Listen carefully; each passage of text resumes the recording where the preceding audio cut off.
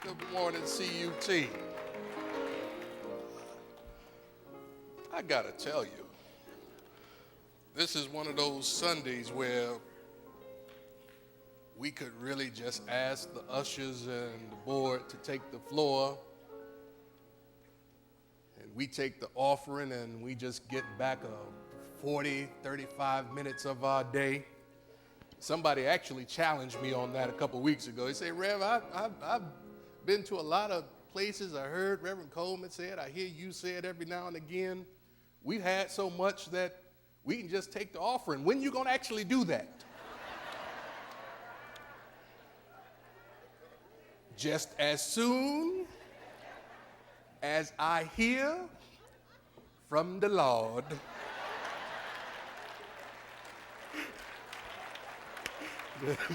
As soon as I hear from him. Good morning, CUT. How y'all doing? You all good? Let's hear it for the Temple Ensemble. Let's hear it for the Temple Ensemble. Let's hear it for the musicians. Give it up. Dynamite, dynamite, dynamite. Mr. Martin Woods conducting. Monte Filon directing.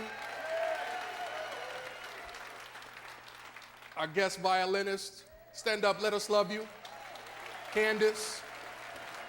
God bless you, Candace. Thank you. Wonderful, wonderful. Thank you for being with us. We love you. We appreciate you. So, Palm Sunday, title, No Turning Back.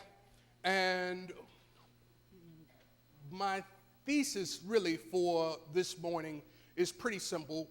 And it's that when you have been placed upon a right path, when you have been placed upon a purposeful path, there is really no opportunity to turn back when you have not purely of your own accord, but something within you or something around you or something has emerged that has placed you on a particular path. And when something puts you on the path, that something is God. But when God puts you on a path, it can be dangerous to decide on your own accord that you are going to get off of the path. There comes a time when you have been positioned that you cannot turn back. Turning back, retreating is not an option. I'm reminded of Agamemnon and the Greeks, and when they hit the shores of a place that they were in war at, Agamemnon had the foresight to burn the ships on the shore. I don't know about you, but here is what that means. That means win the war or die.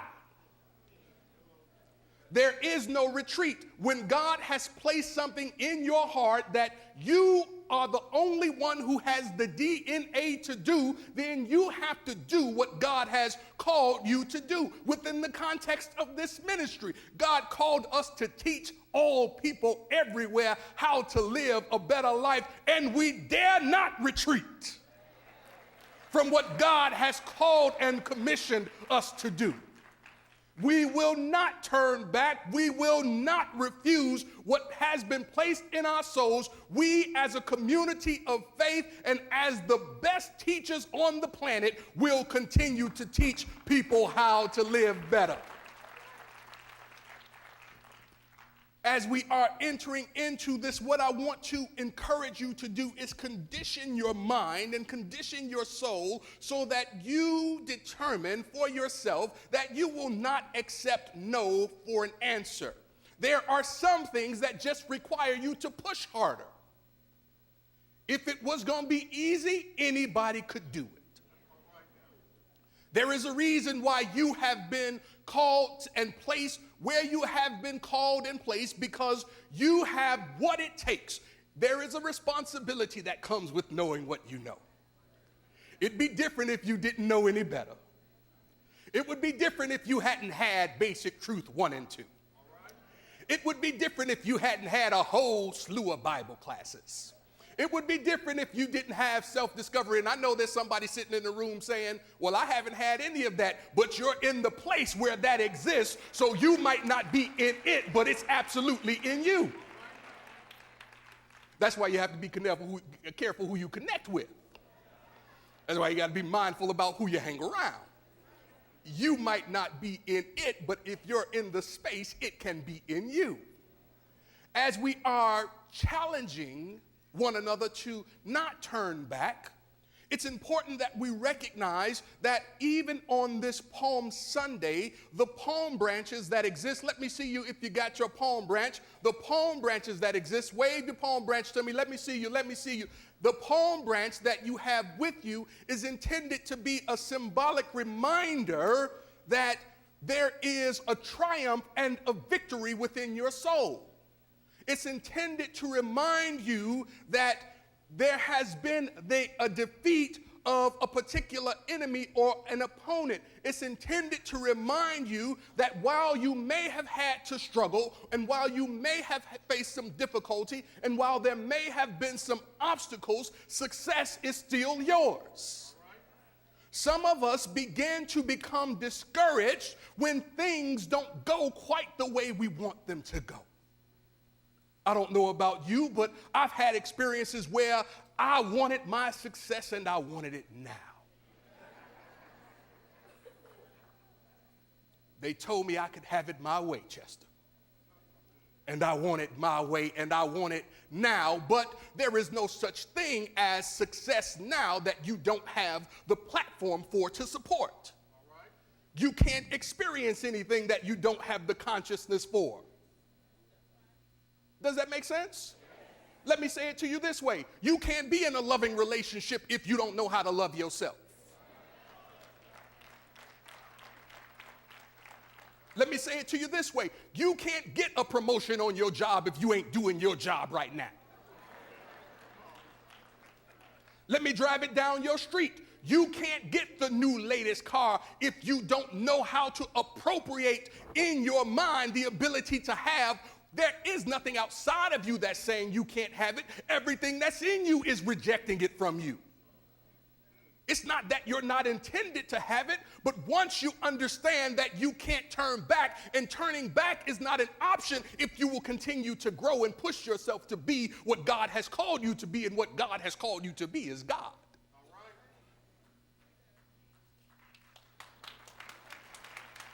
I got a little something on me this morning, Judge. I feel good. So here we are. I just want us to know that there is a potential for being new that exists for each and every one of us. But spiritual mastery is not usually accomplished with a single realization or one affirmation. It seems like, because it sounds smooth and easy, that you can do it without the work. But you do have to work to build what it is you desire.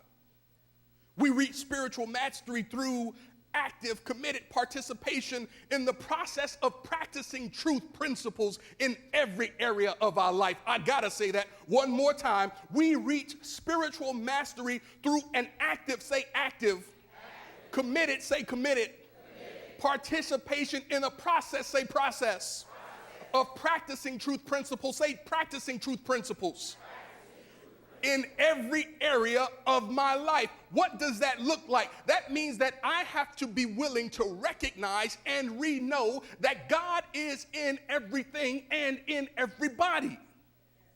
This is a committed, active practice.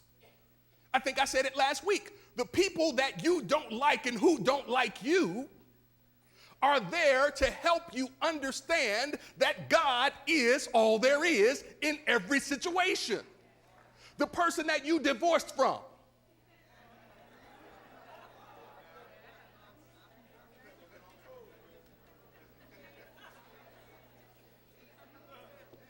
the fact that your souls have grown apart does not mean that you are any less God or any less accountable for the things of God.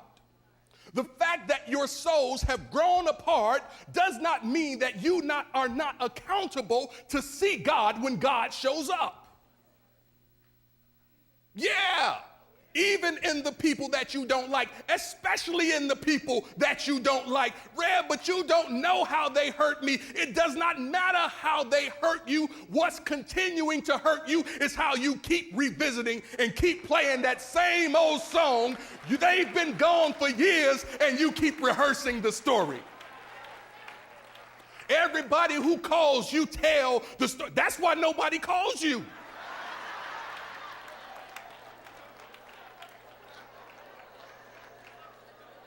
Right? You start telling the story, and before you get to the juicy part, they say, I know. She took the dog and the furniture. I know. I know. I've heard it 1,000 times. And the more we rehearse the hurt, the more we rehearse the brokenness, the more we rehearse the fragments of our souls, we are sending a sign to our soul that says, give me more hurt. Tony, it says, I haven't yet learned how to process this hurt. Give me more hurt. I want to help you this morning because your experience should be one of a victor. But if you are not mindful about how you work through the experience, all things work together for the good of those who understand or love the law or the Lord. When you understand the law of your mind action, when you understand that the way you think is creating experiences for you, then you understand that you must be willing to rewrite the story. Yes, I know it happened. I'm not disputing the fact. I would not attempt to rob you of your good pain story. Right? Just like I don't rob myself of mine. Sometimes I need to be reminded that you hurt me. Because when you show up again as somebody else, because if I haven't reconciled it in my consciousness, you show up again. I left Chicago and moved to Denver. The altitude has to weed out a certain kind of guy or gal. You go high enough, right? Certain folk can't comport themselves in altitudes like that. I'm moving to Denver. You move up to Denver. Not only do you move to Denver, you move to a different area. There aren't even folk who look like you in that area.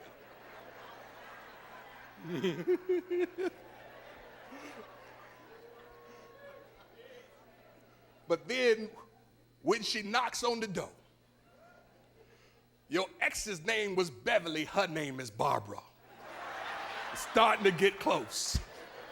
It's starting to get close. You have to be able to recognize when you are recreating experiences that have already come to bless you. But watch this, watch this. Let me just quickly talk about this process of chemicalization. That's really what I want to talk about. As I just look at how it is we process through experiences, I want to introduce you or remind you of this term called chemicalization. Many of us already know what it is, but we don't act like that when chemicalized experiences show up in our life, world, and affairs. We forget that there is this notion of chemicalization. And here is what chemicalization is. Chemicalization occurs when we experience an inner conflict. That's good right there. I should stop right there. Chemicalization occurs for you and I when we experience an inner conflict. Say inner conflict. An inner conflict and upheaval of certain aspects of our consciousness when they resist, a new formation process. Chemicalization occurs when there is a new opportunity for you, but you keep trying to pour new wine in old wine skins. Chemicalization occurs for us when we try to take 10 pounds and pour it into a 5-pound bag. Now watch this. There is nothing inherently wrong with the 5-pound bag. The 5-pound bag of its own accord is pretty okay. Here is the challenge with the bag. You keep trying to put your 10-pound capacity into your 5-pound bag. And because you used to believe a certain way, and because you used to behave a certain way, and because you have accepted that what you used to be has to be what you are today, we sometimes try to fit old experiences into new spaces. And when you try to fit old experiences into new spaces, the new consciousness that you're creating rebels and repels that which is not for your highest good and the new you. So as we see Jesus going into Jerusalem, what we're seeing is the journey of Christ into a new awareness. We're seeing processes of the soul that are playing themselves out, and it's saying, you, the old you, the yesterday you the you who would curse out anybody can get it right here and right now.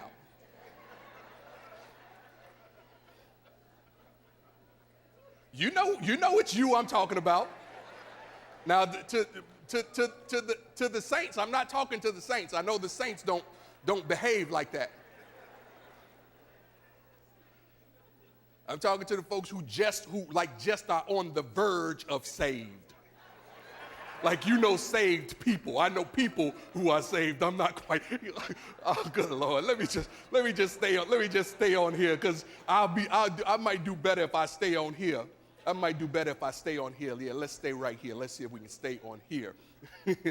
See, chemicalization happens when a new, higher spiritual realization conflicts with the beliefs that we have that are contrary to the new realization. When chemicalization shows up, here is how it sometimes affects us. We become nervous.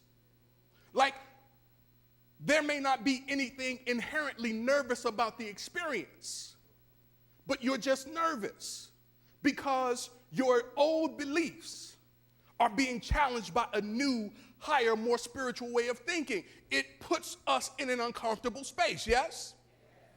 When we are working through the process of chemicalization, sometimes symptoms appear in our body.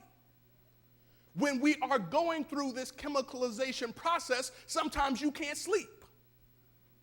You ever had a dream in your soul or an idea in your head, and you just said to yourself, well, I'll get to it? Here is the thing. When God gives you the idea, if you can't accept it, God is as instant as you are. But watch this now. There are some parts of your soul that are absolutely ready for the 10-pound you. But there are other parts of your soul that insist on holding on to the 5-pound you. And so the 10-pound you stays on your mind and does not let you sleep at night. There is no peace or rest for those who ought to be working and laboring in the vineyard. When you have something to bring to the people of God, when it's somebody like me, I want my stuff. If you are supposed to be blessing me, I'm expecting you to show up with my blessing. Oh yeah, oh yeah, oh yeah, oh yeah. If the omniscience of God put a good word, now don't you just walk up to me talking about God said now. But if the omniscience of God puts a real word in your mind and in your heart to bless me, don't hold on to my stuff. Give me my stuff right now. Call me anytime. You've got to be open and receptive to your good. You've got to be available to your good. How does it show up? Oh, it shows up as old desires and habits that were previously overcome, but that are now back in our situation, condition, and circumstance. It shows up as things that you've gotten over, coming back to visit with you. It pushes you to grow. Here is what I want to encourage you to do. We have to remember that these elements of our lives are coming into our awareness and claiming our attention in such a undeniable way, so that we can choose to release, heal, or transform them. That's your power right there. When it shows up, you have an opportunity to release it, to heal it, or to transform it. Now notice what I didn't give you as an option. I didn't say you have the option of blaming it on someone else. I didn't say you have the option of sticking your head in the sand and pretending like it doesn't happen. I'm not saying that you have the option of doing anything other than praying, and after you pray, take some action. When it shows up because you have what you need to transform that thing. That's why in our meditation this morning, you had an opportunity to forgive something that no longer serves you. I hope you took advantage of it. I hope you let it go. It came to bless you. It came to bless you. Anytime you are having a process of chemicalization, understand that it's not meant to be punitive to you. It's a good thing. It's a good thing when new enlightenment shines into your dark spaces in consciousness. It's a new thing when new revelations are revealed to you about who you are and what you are. It's a good thing when you start to see yourself in a new light and the old you is uncomfortable with the new you. It's a good thing when the chemicalization process shows up and people that you used to hang with don't recognize you anymore. It's a good thing when they say, I can't believe how you have been changed. Don't take it as though they're being critical of the new you. They just don't recognize you. When you change, that doesn't mean everybody changes with you. Yes? Let's keep going. When this process of transformation, chemicalization takes place, we have a wonderful opportunity to let our Christ mind strengthen and restore us. Here is how you can work through these processes. Adopt a non-resistant attitude.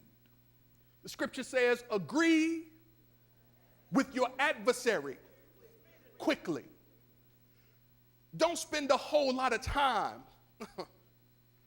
thinking about what folks say to you. Like if you're anything like me, 50 people can come and say, man, that's real good. I like what you're doing. That's great. One person comes and says, I don't like nothing about what you did or said. I'll spend the rest of the afternoon trying to figure out, what do you mean by that? 50 people loved it. One person, right? Now, here is the real rub. Neither the people who say they loved it or the one who likes no part of it has any impact upon me. It's just the reflection of their consciousness. Yes? But when I take and begin to ponder and think about what the one has said, without at least balancing that out with what I've attracted to myself that the 50 said, then that's an error. That's an error, yes?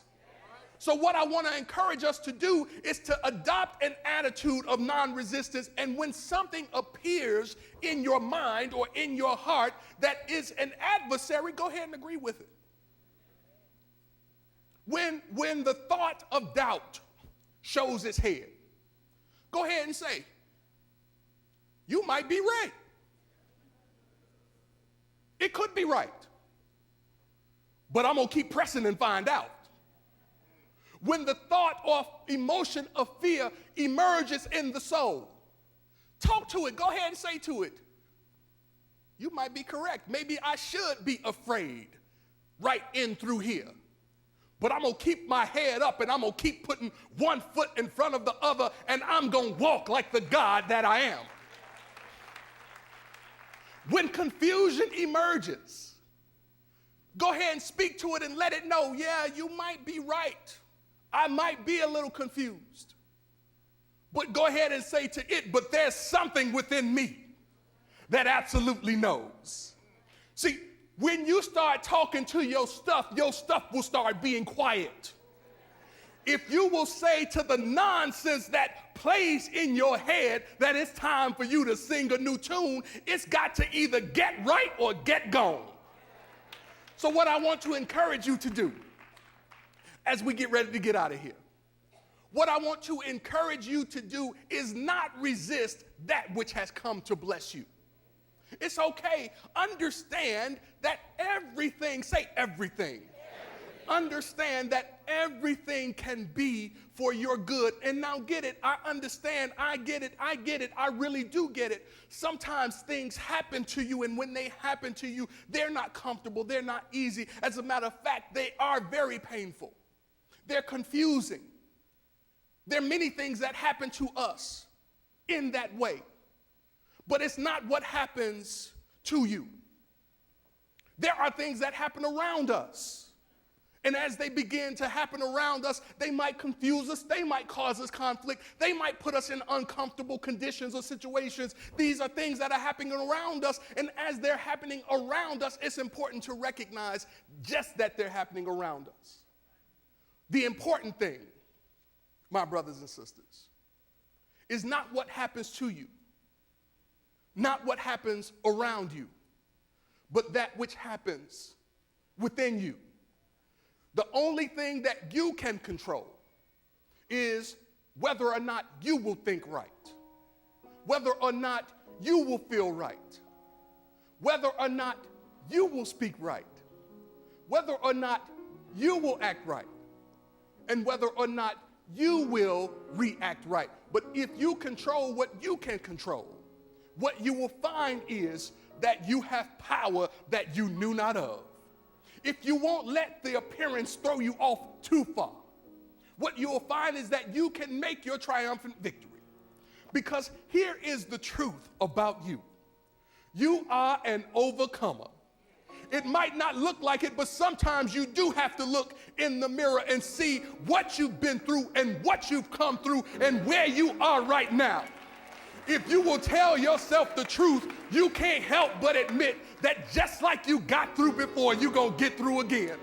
If you will be honest with yourself, you know that God took you through it before and God got you through it before. If you will tell the truth to yourself, you know that you can't be stopped. You are one bad mama jamma. If you'll stop tripping and stop playing and stop complaining, if you'll stop acting like you don't know who you are and whose you are, what you will have to admit is that you can't be stopped and that you won't turn back. It can't defeat you, it can't depress you, it can't stop you because you are one bad mama jamma.